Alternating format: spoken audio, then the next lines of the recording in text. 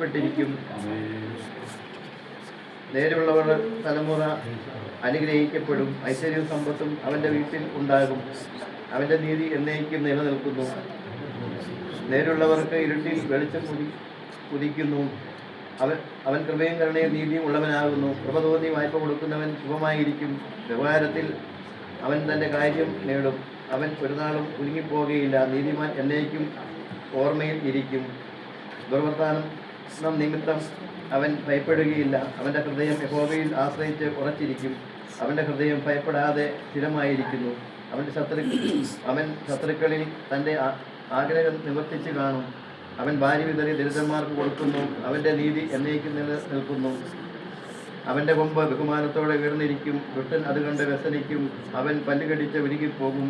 ദുഷ്ടൻ്റെ ആശ നശിച്ചു പോകും. നാമം വാഴ്ചപ്പെടുമാറാകട്ടെ.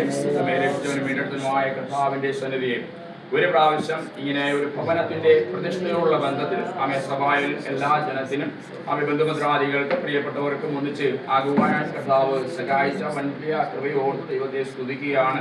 കുഞ്ഞുങ്ങൾ വളരെ ആഗ്രഹത്തോടെ പ്രാർത്ഥിച്ച് ആരംഭിച്ചതായ ഈ ഭവനത്തിന്റെ ഹല്ലേലൂയ പണികൾ ഹല്ലേലൂയ ചില വർഷങ്ങളായി എന്നാണ് എനിക്ക് അറിയുവാൻ കഴിഞ്ഞത്.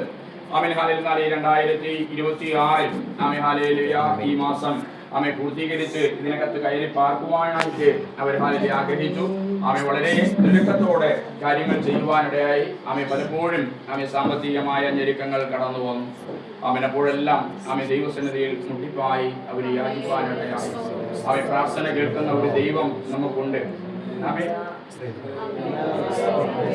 വിളി കേൾക്കുന്ന ഒരു ദൈവം സഭയായി പ്രാർത്ഥിച്ചു, വ്യക്തിപരമായി പ്രാർത്ഥിച്ചു. പലപ്പോഴും എനിക്ക് തോന്നുന്നു ഇതുപോലെ ഒരു പ്രാർത്ഥന വേറൊരു ഭവനത്തിൽ പോയി പ്രാർത്ഥിച്ചിട്ടുണ്ടാകത്തില്ല.